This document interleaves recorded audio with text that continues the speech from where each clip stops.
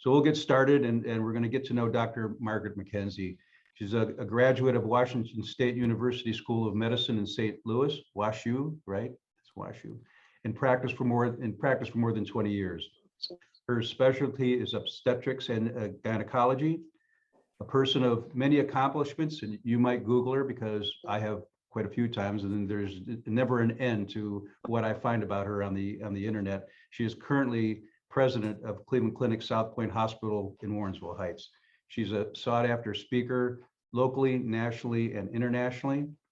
I personally know her to be extremely passionate about everything she does in the community that she serves.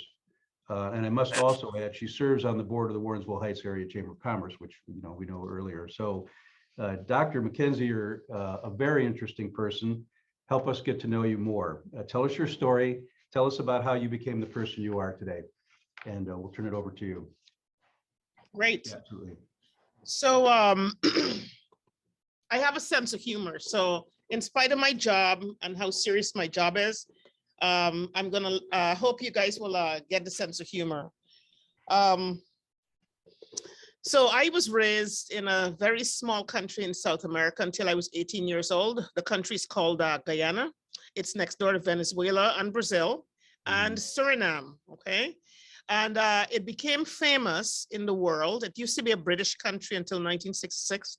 Became famous in the world when Jim Jones in 1978 decided he was going to have a cult drink Kool-Aid for a mass suicide. So that's how we came on the map. So many times you'll hear me saying drank the Kool-Aid. Don't think that that's kind of sick humor, but anyhow. So I came to the US. I came to Portland, Oregon to go to college. I was a business major, took a chemistry class, fell in love with it, and became a chemistry major after my first semester. No one in the family is a physician. And I ended up getting a bachelor's degree in chemistry and then going on to graduate school where I was working my PhD in biochemistry. And that's when I got interested in medicine. And then, of course, as you said, I went to Washington University in St. Louis. And so I've traversed the whole country. My claim to fame is riding a motorcycle on Highway 101 from Astoria, Oregon, all the way to the California coast. Wow. And my poor mother never knew that, or else I'm sure she'd kill me. Because if you've ever been down that stretch of road, you'll know that there's some very treacherous parts of it, right? And when you're 19 years old, you're fierce, okay? And so you take some awesome chances. But then it makes you a little bit fearless, and it makes you really want to take chances and risk failure, because you can always start over again. And so that's my philosophy in life is unless you try something, then you're risking success, but you're also risking failure. And you've got to just look it in the eye. So I came to Cleveland actually in 1988 to study at University Hospitals, where I did my residency. And then I stayed on the faculty there for 3 years, and then joined the Cleveland Clinic about 27 years ago. That's where I met Ross Strickland, who I saw just now. And and yes, I drank the Kool-Aid. Yeah. So so the Kool-Aid that I drank is I like the idea that it was a physician-led organization. Every organization has politics, but I learned how to navigate the politics of this organization. Again, taking a lot of risk along the way because of my path to this place. I'm going to leave out the details of my personal life, but I have been married for 30 years. I just had my 30th wedding anniversary a week ago to the same guy that I met 35 years ago. And we have 2 daughters, and they're both in medical school. So that is a little piece of the personal life. Things that are hobbies for me is I love to travel, and I love music, especially I like reggae, bossa nova, and classical music, right? And I like the arts, and so I'm on several boards for arts around Cleveland, and also nationally.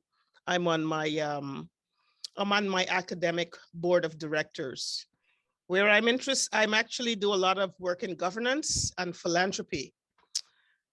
All right, so fast forward to my journey to South Pointe Hospital. So I actually was at the main campus, and I was leading the section for taking care of all of the gynecology at the main campus through the emergency room consults and so on. And in addition to that, I also have done a lot of work in academic medicine, curriculum development, instructional theory, and assessment, particularly interested in non-test assessment, more portfolio, narrative, self-regulation kind of assessment for medical students, because I don't believe in the dump truck method of learning. I think it should be integrative and conceptual. And so I was getting ready to go to take on a deanship at my alma mater, which is Washington University in St. Louis, when I was offered this job as the president of South Pointe Hospital. And I wrestled with it because being a president really was not part of my personal path that I planned for myself. But after much discussion with my husband, who said to me, "Oh my gosh, you've been working for this all your life." I decided to go ahead and come here, and I've been supported in this role. And the things that attracted me to this hospital was my own academic background in undergraduate medical education and graduate medical education and leadership. And so, and felt like I, at this time in my life, would like to really focus on the communities we serve on a broader scale.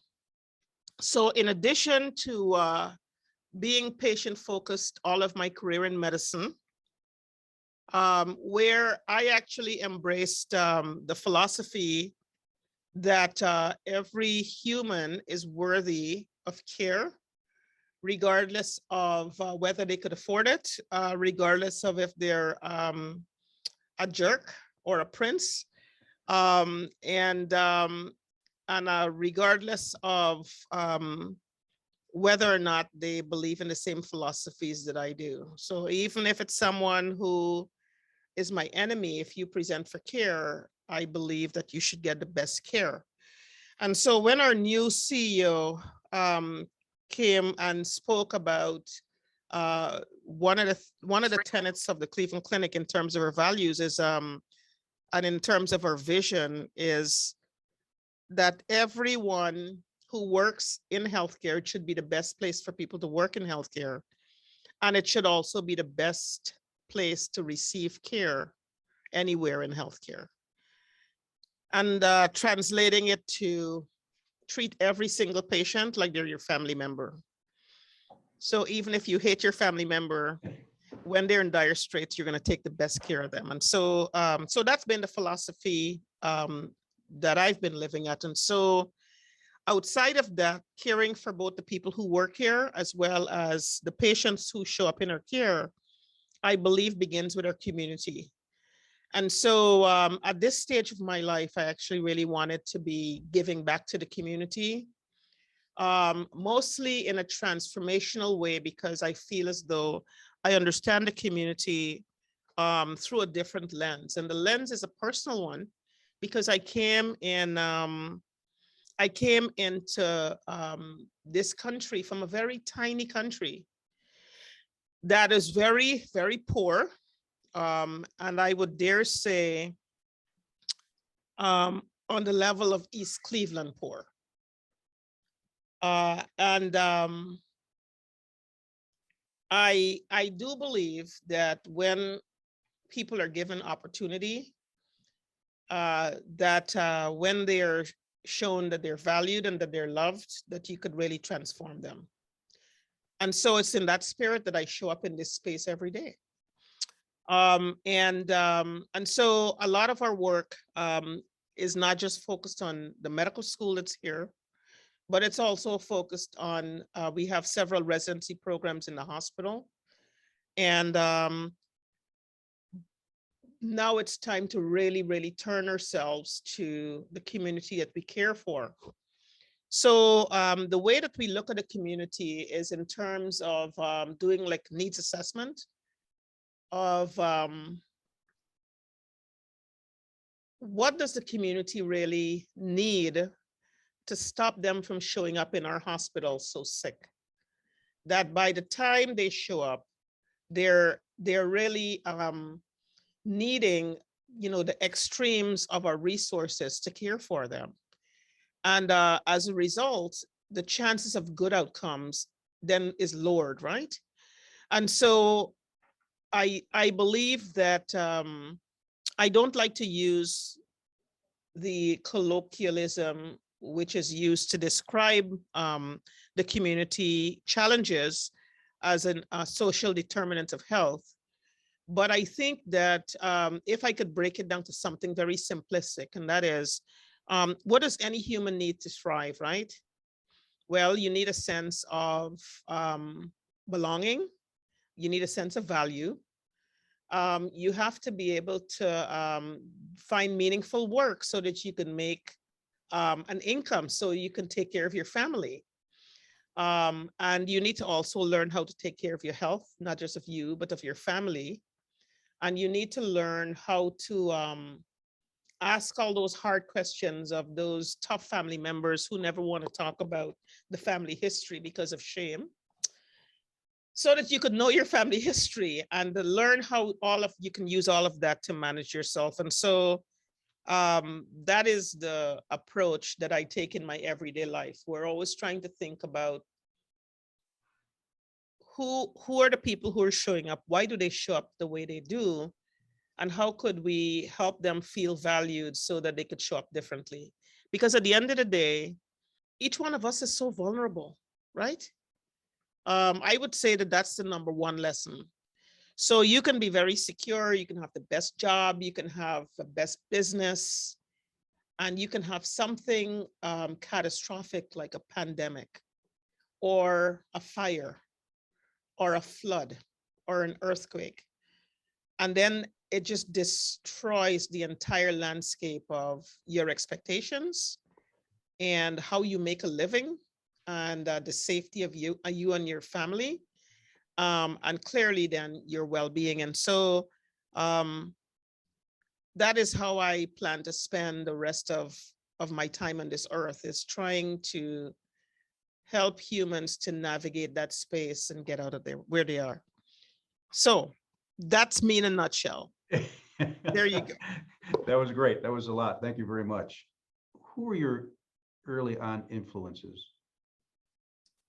So one of the most beautiful things that came out of the space that I grew up in, my country, is the kind of role models that were in that society who looked like me. So our first president, so we were under British rule. So I'm just going to disclose that I was born in 1958. And so when I was 8 years old in 1966, this country underwent independence. And we had our first president was a Guyanese person, because there was a lot of, clearly the slaves came from West Africa to Guyana. Then we were one of the places that had the earliest abolition of slavery and emancipation. And so they brought in Chinese indentured servants, as well as indentured servants from India. And so the country has five races, mostly of African descent and East Indian descent. And then there are lots of Chinese. So here, and then there's a Native American, and then there are leftover British and Portuguese. because the country went through a lot of that. And then, so our first president was a Chinese man. And then in the ministers, the prime minister was a man of African descent, and many ministers in the government, which would be like senators and congressmen and so forth in this country, were people who looked like me. I grew up seeing doctors looking like me, judges, lawyers, school principals, nurses. And that, when you grew up in a space like that, you end up emulating whoever resonates with you. And I remember two women in particular. One of them was, she was a minister in the government, equivalent to a congresswoman. And then the other one was the headmistress of the best high school, all-girls school in the country. And those are two people who influenced me because they were brilliant and respected, and really made significant changes in our culture, in the space of education and social structures. So I would say that those are the people who really made me believe that I could be anything that I wanted to be. And so coming here with that philosophy, the US, the whole landscape is, there's nothing, there are only two things I wouldn't do for a living. One of them is being a prostitute, right? Or a thief, right? But I think that everything else is a profession you can do to get yourself from point A to point B. In other words, there's no shame in employment. And I always have made a joke, as I've gone out to communities and spoken to kids, I've said, if I lost my job tomorrow, I will never go on government subsistence. I will, if I had to work at McDonald's, I would. If I had to clean somebody's house, I would. Not because I'm a physician or surgeon and a president means that I wouldn't. I would do that rather than begging for money. And so I think that that's what the message needs to be to every kid out there as they're growing up. And never be satisfied with your status quo, but you need to think about what else can I do? Can I do better? Yeah, that's great. I heard you say you knew early on, no matter what your vocation was, you were going to teach it. Yeah. You described yourself as an incessant teacher. Yeah. Could you talk about that? So one of the things I didn't let you know is that I grew up in a family of 9 children, 7 boys and 2 girls, right? So I have 1 sister and all the rest brothers. And once I started in school, I don't know what it was, but I really used to teach those boys because there are 6 of them who are below me. And I actually always wanted to show people something that they didn't know, something new, something that I learned. I always wanted to share that. And I thought that I was going to be a teacher when I was very little. And then my family, families tend to sort of label you. They're like, oh no, you're going to be a lawyer because you argue too much. And then once I became a physician, it was just spontaneous. I can't even help myself. And now as a leader, I actually have formed a leadership council for physicians here at South Pointe, where we had 23 physicians and who didn't have the skills to lead. And so I developed a curriculum and workshops and assessments. And actually we have it's 18 months old, and we have 16 who've continued out of the 23. And have really grown because of this, developing this physician leadership council. And now they're actually teaching each other, networking with each other. So I think that number one, when you teach, you learn. And I'm addicted to learning. And so that's sort of how it goes. Yeah, once you became a practicing physician, were there milestones, disappointments, Was it what you thought it was going to be? So I will say this to you. I honestly, I would say that I feel like there was some kind of a divine intervention in my life, because most days I can't believe that they pay me to have fun every day. And if you, for as long as I've been doing this, if you talk to anybody who knows me in this space, they will tell you that I'm just a joyful human. I've just never burnt out. It has exceeded my expectations. And I can't believe that I was graced with the privilege of practicing in this space. I have a lot of fun every day, and I teach my patients, I teach their kids. Right now I've got, right now in our med school, actually in our hospital right now, I have 3 kids that I delivered who are medical students who are rotating in our intensive care unit and around our hospital. So it's one of those things that, I don't know, I'm just passionate about it. I think it's a privilege that I could meet a woman, and in 3 minutes, she tells me her personal stories, and then she strips naked for me to examine her most private and prized parts. And that is the ultimate privilege, and I don't take it for granted. My patients have been my advisors, my teachers, and my friends. I've been taking care of the same people for the last 30 plus years. And they have actually helped with my maturity as a wife, a mother, and a professional, because they have actually dared to intervene and teach me when they thought that I needed to get some lessons.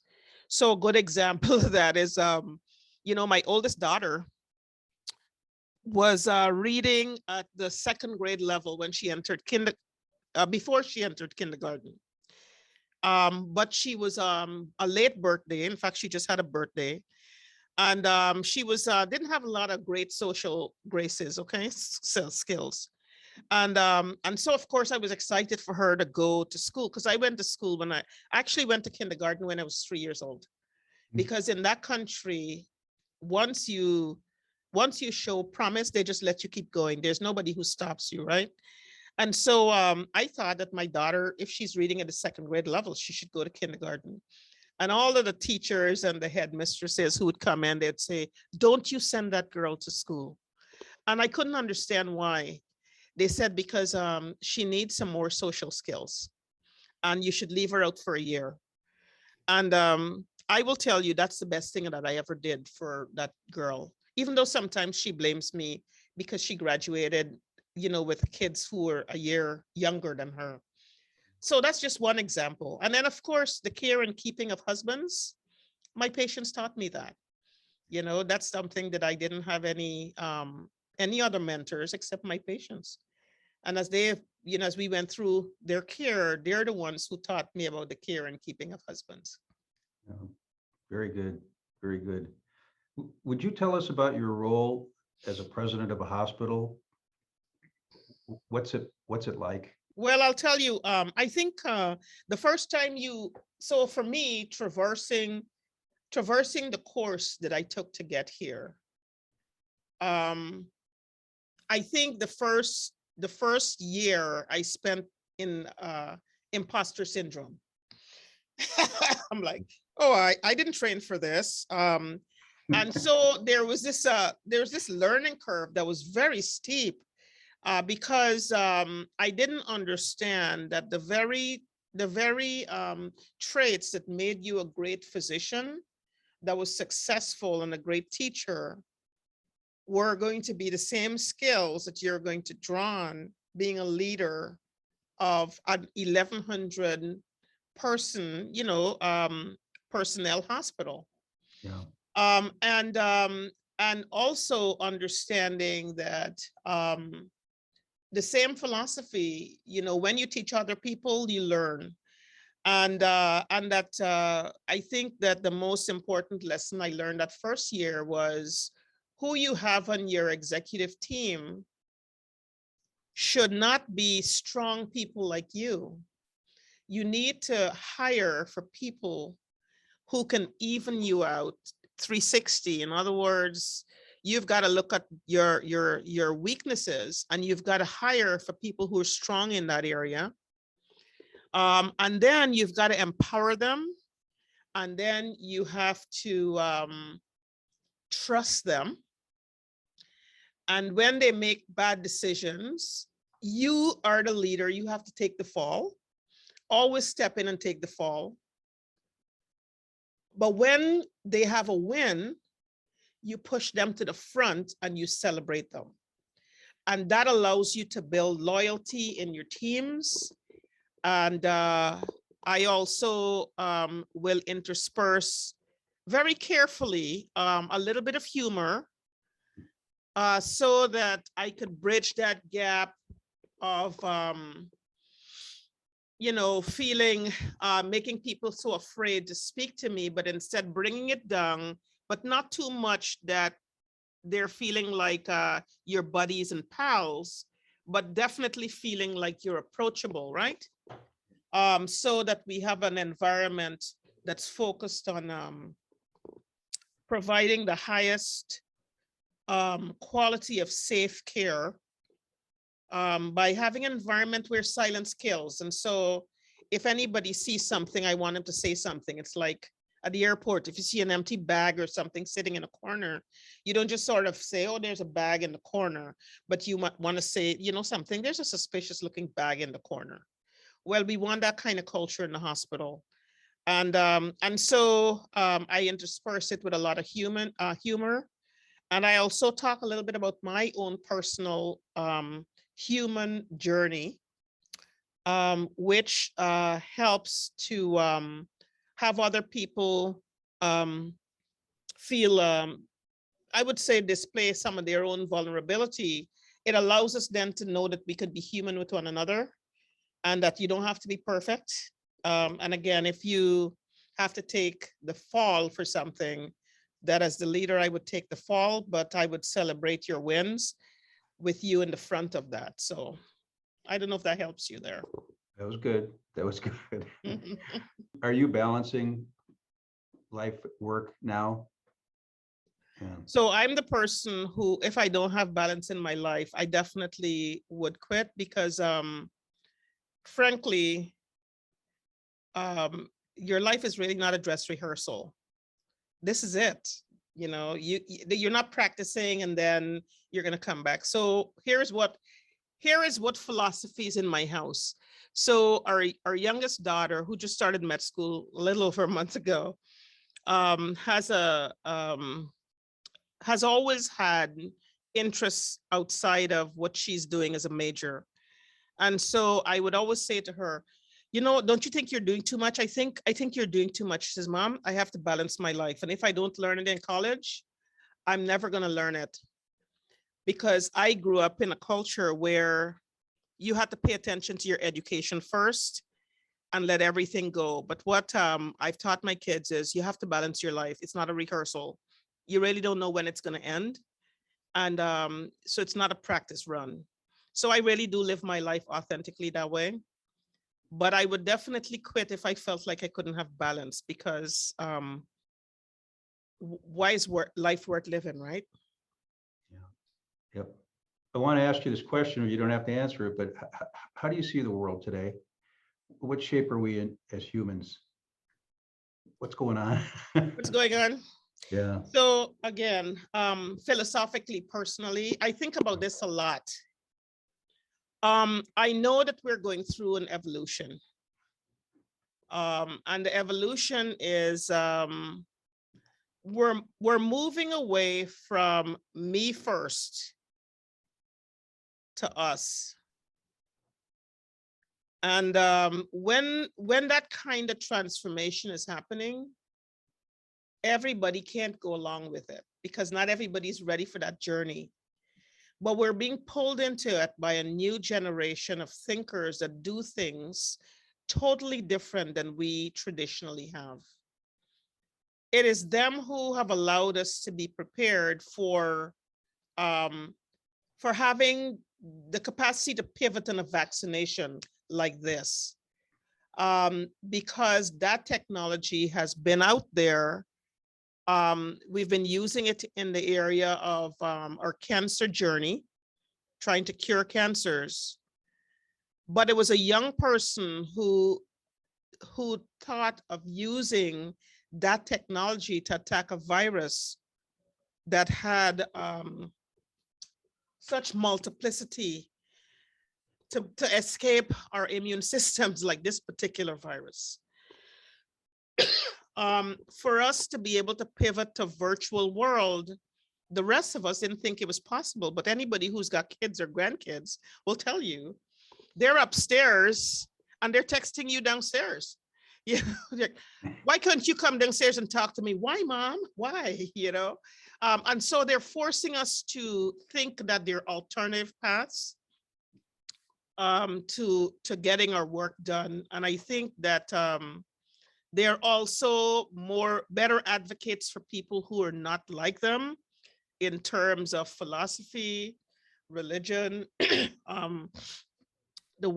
thinking, in terms of things like race, gender.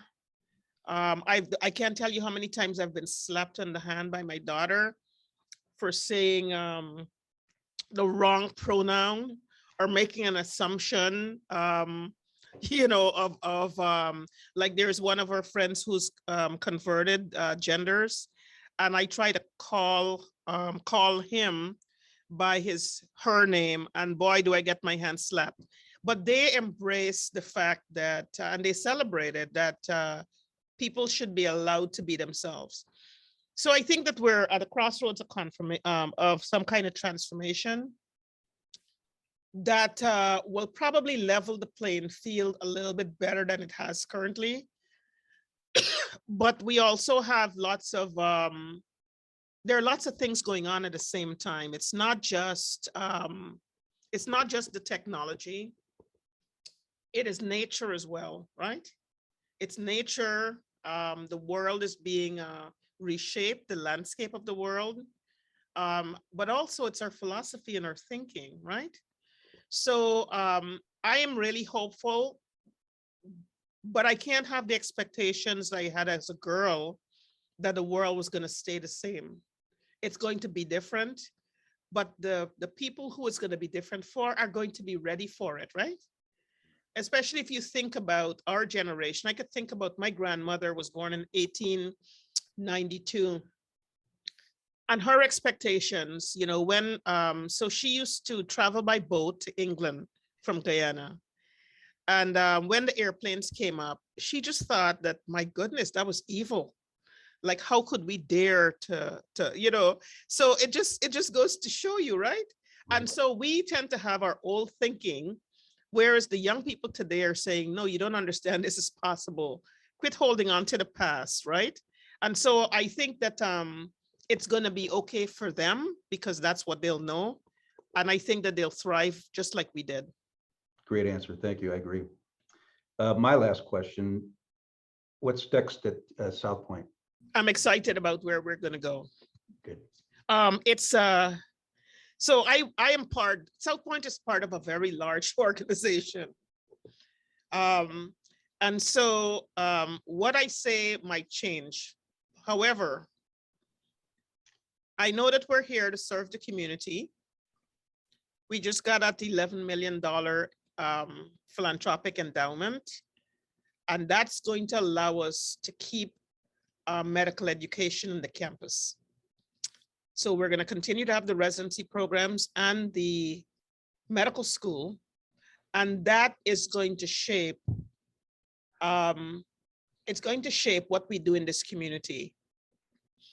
So having that kind of philanthropic support will really allow us to start focusing and centering on how we could transform the community of people that we care for. Because if we don't do it, this is like the only chance in Cleveland to look at a microcosm of what it could become. And so South Pointe is going to focus, we focus on the patients who are in our space. We've studied and we know that we need to take care of the rising risk not the people who are already sick, but the 4,000 or 5,000 people who are coming up. We've got to focus on making them healthier so that we are not spending all resources on the 1,000 people who are the sickest in our hospital each year. And so a lot of our work, that's informing the needs assessment of what we need to do with our community. We need to make people here know that, you can come and work at South Pointe Hospital because it's in your neighborhood. So that in the middle of the winter, if your car is not working, you can walk to work if you need to, right? That you can, you don't have to be a doctor or a nurse. There are other jobs within the hospital that are available that you can tap into, and to broaden your skill set so that all of the businesses in the Chamber of Commerce and in this Warrensville area are areas where you can actually find work. You don't have to go outside of your community for that. And we hope to wrap around things like the financial literacy that we've been doing with Shalana's group. And also the way that we are looking at our moms and infant mortality. Those are areas that we're looking at with great detail to try to change that, because there's data out there that shows that we can do that. And then to bring value to the young people who are in the Warrensville Schools District, to let them know that, something, you don't have to be a doctor to have value and to be able to make an income. But we can help you learn how to value yourself so that you'd want to do that. And I would also like to see us broaden the skills of the young people so that they don't have to do just one line of work. I'd like to see more construction, more plumbing, more electricians, right? More people who are taking care of our cars, in addition to everything else that we offer. And I'd also like to see more people learn how to care for their families and their own health. So that's where, like, when I go to bed at night, those are the things that keep me awake. The fiscal health of the hospital clearly is at the forefront of all of that. But I also think about these civic things because we're the ones that we've been waiting for to make the changes that need to happen. We can't say somebody else will do it. We're going to do it. And we're going to start off on a small scale, but we're going to nail it. And so that's what's going on for South Pointe. Wow, excellent. Thank you. Questions? I had a couple quick things I wanted to say, comments, I guess. So thank you so much for your time this morning and your candor. It was very pleasant to just hear your story, first and foremost. But my role for being here, I am president of the Warrensville High School Alumni Association, as well as the career development coordinator for a program that includes Warrensville. So as you were talking about community and the different types of jobs, that immediately spoke to me, because we do offer those types of programs that you mentioned, along with health careers and things like that. And so I just kind of wanted to mention that. But most importantly, what I wanted to share with you, and please forgive me, I'm a little bit hoarse this morning, but what I wanted to share is I had the misfortune or good fortune of being a patient at your hospital over the summer for 5 days. And when I tell you, after leaving the hospital, I could not say enough about the staff there at the hospital, from the nutritional services person who came in bringing me my food each day, to the nurses, to the phlebotomist. Every single person there was pleasant, and it made my stay such a better experience than I would have imagined. It was unexpected. But when I left, I felt really good about the experience. And so I want to commend you and the staff for that. No one ever wants to be in the hospital, but I tell you, under the circumstances, it could not have been any better in terms of my care and my treatment. So I'd like to thank you, and I'm glad I had this opportunity to say so directly to you. So thanks first of all for acknowledging that we are better than we've been, and that I need to let you know that that is at the forefront of everything we do. I personally come here for my care. I bring my family here for my care. And now I live in Pepper Pike, and a lot of my neighbors come for care. I'm coming, we're sending so-and-so to your hospital. And so I definitely could see the community starting to have a lot of faith in the quality of care that they're getting, because we have definitely moved the needle. We follow our quality outcomes and the patient experience outcomes in ways that you wouldn't even imagine. So thanks for acknowledging that. With regards to your work with the schools, I'd like to have a conversation with you later, because I need to know from your standpoint, based on what you're trying to do, what the gaps are, because I think we need to work together in closing them and try to figure out how we can help our community to thrive. That would be wonderful. I would certainly welcome that opportunity. Okay, great.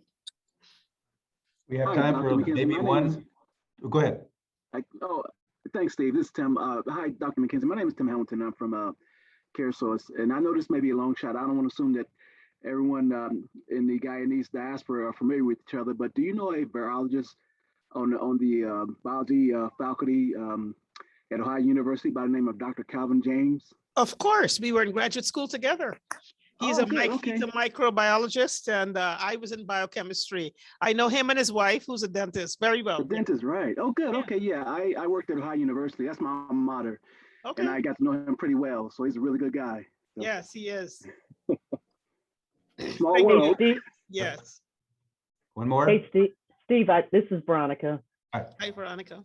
Hi, I just wanted to say you probably don't remember, but I met you in Barbados. We were at a family event, Yes. and I told you, I was having a conversation with you one day, and I said, I don't know you, but you have Black girl magic, and that shocked you. But I saw the strength in you just from that brief conversation, and I wanted to just say to you that I'm very proud to have been able to hear your story now twice, and I definitely am following your career. And to that end, I would like to find out, my daughter is on her way to becoming a nurse practitioner, and she has to find somewhere to do her clinicals. And I would like to find out how she might be able to apply at your hospital. Great. So just send me your information. And I do remember vaguely, that was a wedding. We were at a wedding, right? Yes. In Barbados. Wow, what a small world, right? To meet somebody Yes. from Cleveland, from this area. So yes, I would definitely ask you to send the information to my secretary. Deal. Thank you. Thank you. One more short one. You get it? Dr. McKenzie, I also started in science and then took over in a leadership role that was really a new adventure for me. I know I had a lot of challenges when I first took over as executive director. I really saw a gap in our organization where we really focused on the science, but we didn't focus very well on the people. We didn't have really great employee things for our employees and processes. Was there a challenge you really had when you first made that transition to being president?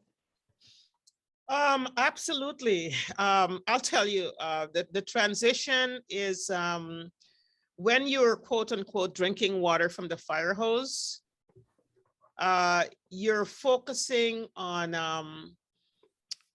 trying to figure out what's important. What's important? Why were you appointed to this role? And so initially, you tend to not have as much focus because you haven't even figured out what the landscape is, much less knowing what to focus on. So I will tell you that part of your transformation over time that really should happen is that you should, as you learn how to scale your leadership, you start creating capacity and capability in your teams that then allows you to get out of the weeds, step back and lead, so you can really see where in your organization people really need your help. And that's when you would particularly notice things like that. But that's part of the process of becoming a leader. And sadly enough, it's not really taught very much because it is, I think it's assumed.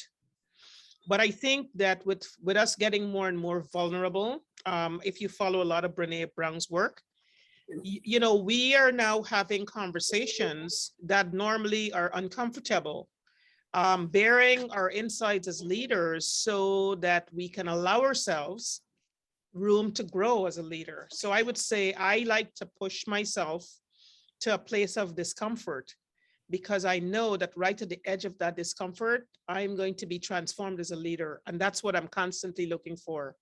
And when Steve asks what my day is like, I actually learned a long time ago, I've been organizing my life according to Franklin Covey. Okay, the 7 habits, you got to sharpen your saw, right? And so if you look at that basic, you know, thinking about what matters most, you know, when you're looking at 4-quadrant living, focusing on the right 2 quadrants and do that 2-quadrant living. And then thinking win-win, you know, and then promoting others, all of it actually, as simple as it is, it's a perfect construct to start as a leader, because it'll help to guide you to, number 1, balancing your life, you know, caring for yourself so you can care for other people. So that taking time so that you could walk in the woods, get creative, so you can see past your blind spots as opposed to being in the weeds every day. And then again, learning how to scale your leadership and build capacity and capability in the teams that you serve. And then you have to, once you find these leaders, you then have to just empower them, and you have to trust them. And again, you've got to take the fall whenever they screw up, because you're trying to build capacity. And again, celebrate them when they have wins and push them to the forefront. You know, you're not taking the credit, but you'll take the credit for the falls.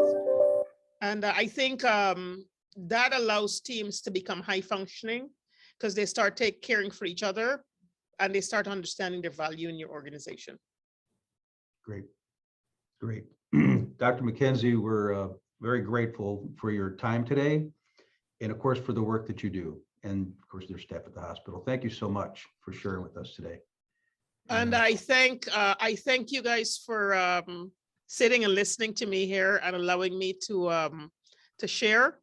And if anyone is interested in joining South Pointe in the spaces that I talked about, feel free to reach out, because you know, we're a hospital, and the way that I look at it is we only have a certain sphere of influence and resources, but I know that other groups also have things that overlap with ours.